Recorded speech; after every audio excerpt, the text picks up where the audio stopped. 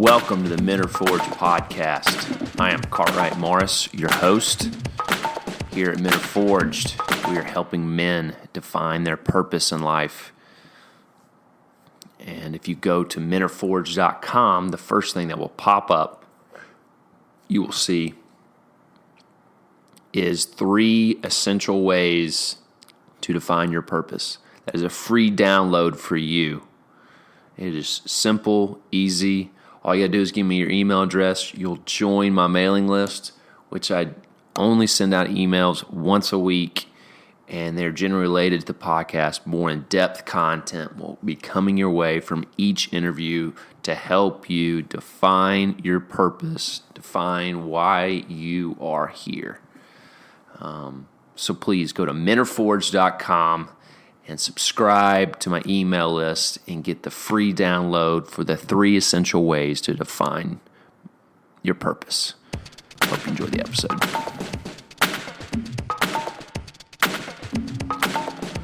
Well, got another episode for y'all today. I hope you get the chance to listen to episode 58 with Jay Stringer. He's the author of the book Unwanted: How Sexual Brokenness is Our Pathway to Healing. It's a powerful book, changed my life. Very thankful for it.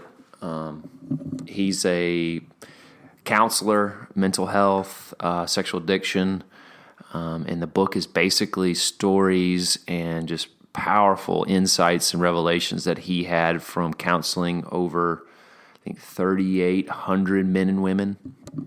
So this recap is going to be a little bit different since the ones I've done recently. If you do go on menareforged.com/guest interviews /J-Stringer, I know it's a mouthful, but you could literally just go on the guest interview tab on the website, and you could see I wrote 5 questions down to ask from the interview.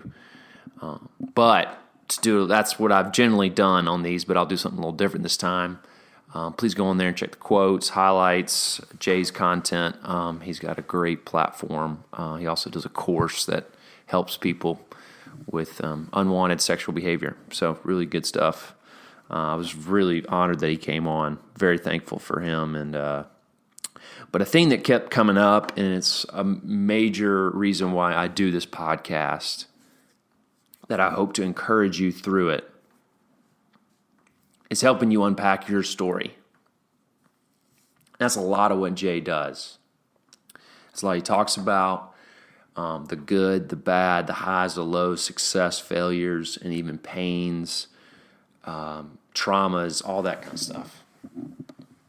So I recommend going on Apple or Spotify, even YouTube, and checking out the interview.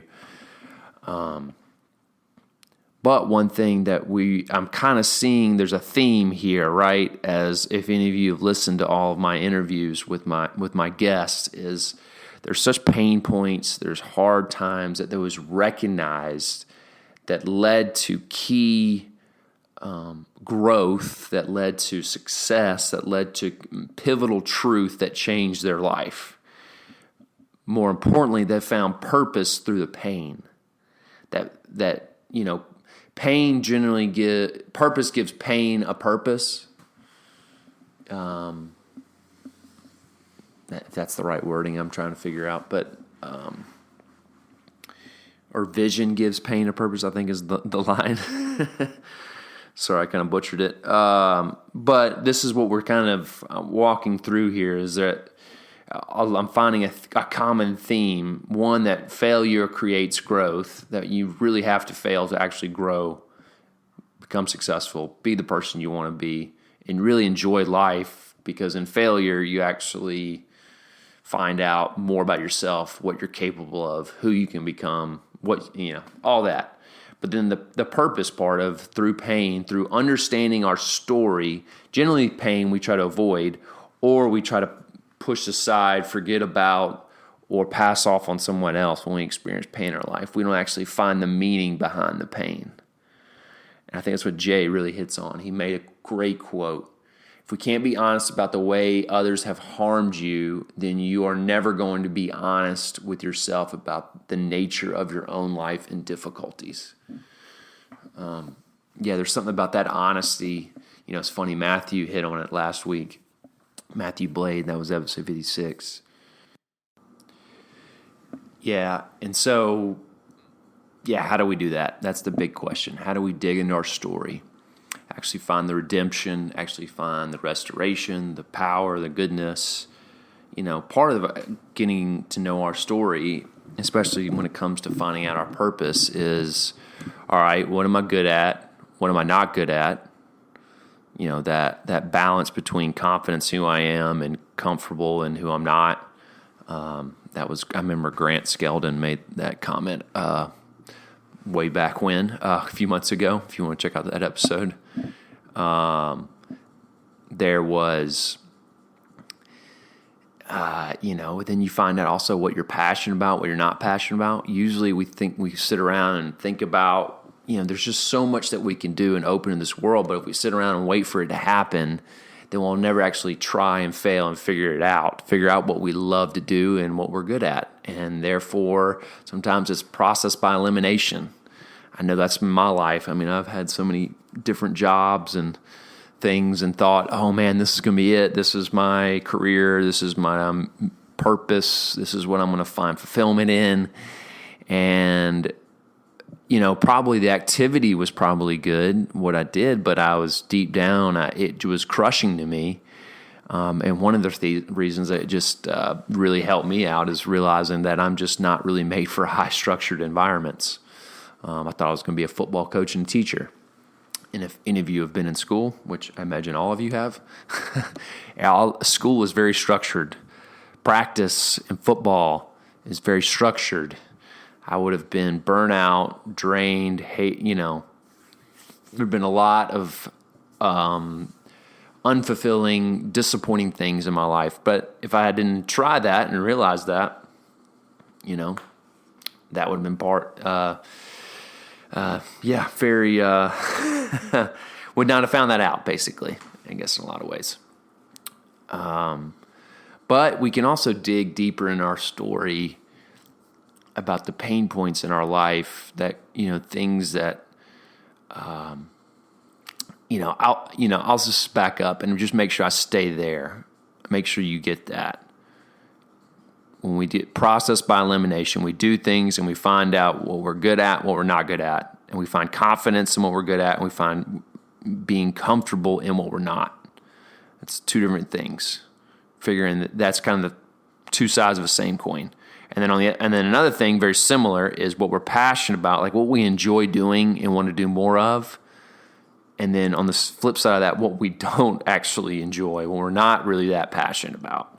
We may think it may sound good, maybe a good idea, maybe think very broad, generically, but we actually aren't really that, when it comes down to the daily practical, we're not that passionate about. So those two things, really writing those things down, figuring that out, taking jobs, doing activities, and discovering that, unpacking your story, going back, looking back, what the skills that I learned from a certain job. You can list out your jobs. I'm putting together a free download that you can do this on my website.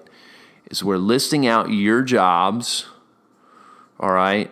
What was good, what was bad, what skills did you learn from those jobs? What did you learn? What life lessons did you learn? What did you learn about yourself? All these things are so important when we actually dig back in our story. And when it comes to our purpose, sometimes it's like our jobs. We look at our jobs. We look at it just different times in our life, college, years we moved away from home. I mean, if any of you know Joseph Campbell, the hero's journey, like that, how important that is for us to get away from the familiar. Like that was a key moment in your life. You need to figure out what you took from that. And then more to the next level, this is what I'm getting to. I want to make sure I hit on that, was a lot of what Jay Stringer was talking about is who has harmed you. If you can be honest about that. There's such a tension right now, especially in many cultures, but I know the Southern culture of, if I am honest about what I lacked in my family, what hurt me in my family and friends, but then, then I wouldn't be honoring to them, which is completely true. But then you're not being honoring yourself. By worry about being honoring your family, by not being honest about what happened. It's there that you find out in adulthood, you can easily separate. The love is still there, though you may not think the honor is. Even though they're still your parents, they're still your siblings, whatever happened, right? They're still your. There was you more you get away from, the more you remember the good and less the bad. But you won't. The bad will still hang on to you. Will still be pulling you down if you don't actually look at it and address it, and you're not honest about what happened. And that's big T traumas. What I mean by big T traumas, type A traumas, is the things that happen to you: divorce, abuse, loss of a loved one, that kind of stuff, versus type B, little T traumas, right? Things that you should have had but didn't get, like encouragement, affection, love, or just had a parent that was around where a parent may have been absent. That's a trauma. Sometimes we think trauma is this huge thing. Well, I had a good childhood. My parents were always, they were good to me. They provided for me, gave me a bed, a roof over my head, paid for school. Like that base level stuff, which is good, but sometimes we miss the next level. And we think it's by not actually digging into it and figuring out why we are where we are, we miss the power of what it's doing to us. And then we actually can then get strength back from it by figuring out certain things down our line. And I think probably a big one to help you is when we have super insecurity moments that pop up in our life, and we just want to move past it, but actually recognize what is that anxiety saying? Why do I feel so anxious in the moment? Why do I feel so insecure when they said that? There is something connected to some pain point down the road that really hurt as a kid. And if you could find some compassion for that kid or that person in college, and really start addressing that behavior or addressing what happened then you will have more strength, more conviction, more presence in those moments, and not be so overwhelmed by anxiety instead of constantly trying to move around it and move past it and, shut down, lash out, all the things that we do when we feel anxiety or insecurity. So I think that's all I got for today. But those two things, if you just really start making a list of your jobs and what you learn from them, and then number two, really when those pain points come of anxiety and insecurity, listen to what they're saying and what part in your history did they find out? What did you find out about yourself?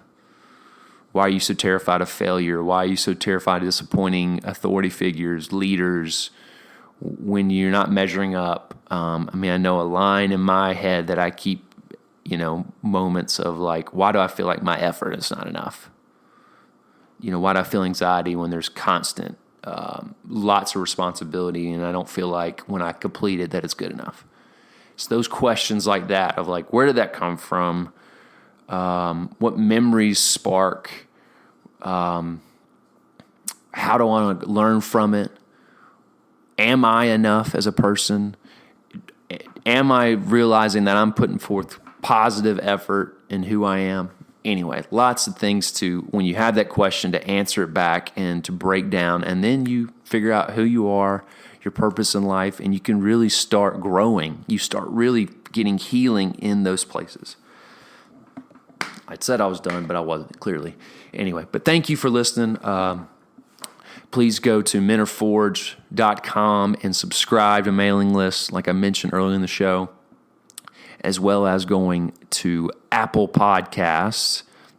And please rate and review. It really helps me in finding more people find this content that can, hopefully, if it meant something to you, you would have the wherewithal to think that maybe somebody else needs it. So please do share with friends, but as well as rate and review. And thank you for listening.